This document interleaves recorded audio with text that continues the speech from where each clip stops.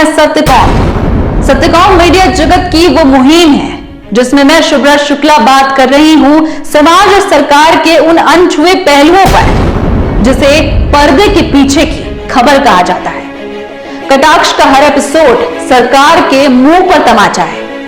कटाक्ष जिसमें निडरता है, बेबाकपन है और कभी न खत्म होने वाली लड़ाई है। और निसंदेह इसमें कोई शक नहीं है कि कटाक्ष राजनीति का सबसे बड़ा शत्रु है।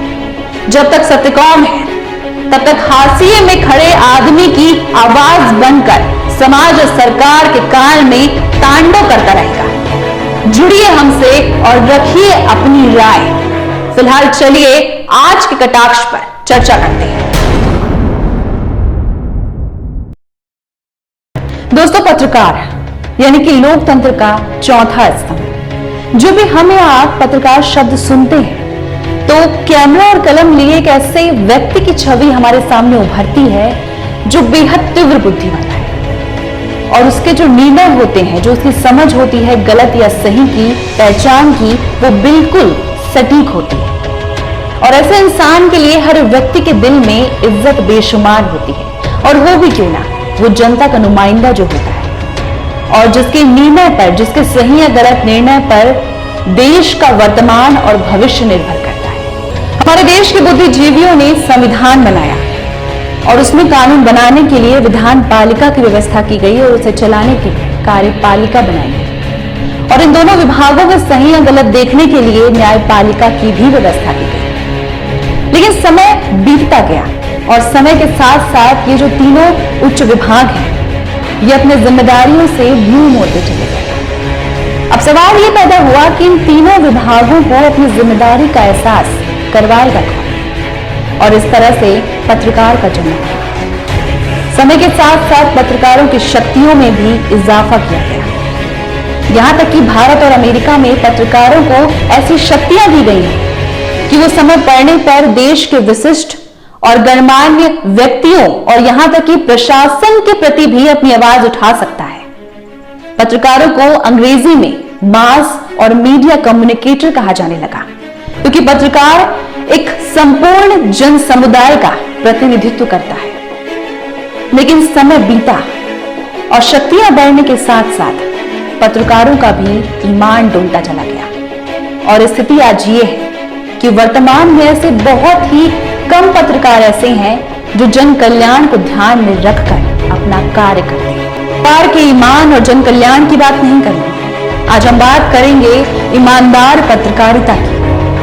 आज की जनता को एक ईमानदार पत्रकार चाहिए। पत्रकार को कलम का सिपाही कहा जाता है और सिपाही का तो काम ही होता है कुर्बान हो जाना। लेकिन उस ईमानदार पत्रकारिता के लिए एक पत्रकार को क्या मोल चुकाना पड़ता है, जानते हैं आप? कल 3 मई था, कल प्रेस स्वतंत्रता दिवस मनाया गया। हम पूछते हैं किस बात की स्वतंत्रता, किस बात की आजादी? सच लिखने तक की तो आजादी नहीं है। अफसरशाही, कॉर्पोरेट सेक्टर्स और राजनीतिक आकाओं के सामने मीडिया नतमस्तक है, उनकी गर्दन झुकी हुई है। और दूसरी ओर जो पत्रकारिता सरकार और औद्योगिक घरानों की तलवी चाट रही है, वो बेहतर जीवन जी रही है और उनकी जिंदगी सुरक्षित है।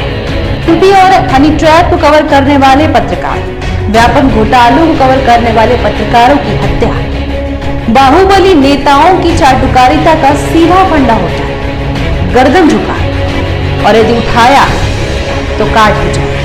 18 से 22 साल के पत्रकार का ईमानदारी का भूत तब उतर जाता है जब वो अपने सीनियर ब्यूरोक्रेट और राजनीतिक नेताओं को देखता है कि सबके सब एक ही कीचड़ से भरे तालाब में गोते लगा रहे हैं और वो तालाब है भ्रष्टाचार का। जब नया नवेला पत्रकार उस कीचड़ से भरे तालाब में उतरता है तो उसके पास सिर्फ एक ही विकल्प रह जाता है कि मिल कर तैरो। और यदि ईमानदारी की बांसुरी बजाई और यदि कुछ कीचड़ साफ करना चाहा तो अपने ही पत्रकार बंधु जो हैं वो जीने नहीं देंगे चैन से। और साथ ही इसके जो सरकार है, राजनीतिक सूरमा है और भाड़े के गुंडे किस किस से निपटेंगे आप? हैं यथा प्रजा तथा राजा। जैसी जनता है उसको वैसी ही मीडिया मिल रही है। वैसी ही सरकार, वैसी ही पुलिस और वैसी ही न्यायपालिका मिल रही है। आज देश में 78% सच्चे पत्रकार की, ईमानदार पत्रकार की हत्या हो जाती है और बचे कुचे को तो कोई जानता ही नहीं है। एक सच्चा पत्रकार खादी के कपड़े, कंधे में झोले और साइकिल से कभी ऊपर उठ ही नहीं पाता। पत्रकारिता एक सेवा है, उसमें कमाई कहां से होगी? अब देखिए, जो न्यूज़पेपर 25 से 30 रुपए में छपता है, वही मार्केट में जाके 3 रुपए में बिकता है। एक ईमानदार पत्रकार या तो गुमनामी और भूख से मरता है या तो फिर समाज और सरकार के गुंडों से। उसकी ईमानदारी का जो मेडल है वो उसकी या तो फिर उसके परिवार वालों की मृत्यु से दिया जाता है। और इसीलिए एक 20 से 22 साल का जो पत्रकार है वो बेईमान हो जाता है। वो अपने भविष्य के लिए वर्तमान की आंखों में सच की जगह झूठ की, बेईमान की पट्टी बांध लेता है, क्योंकि वो सोचता है कि जो हो रहा है वो जनता की ही मांग है। यदि एक लाइन में कहें तो आज की जो पत्रकारिता है वो सरकार की तिजोरी में बंद है, गुंडों की लंगोट में बंधी हुई है और कॉरपोरेट सेक्टर्स की डेहरी में माथे टेक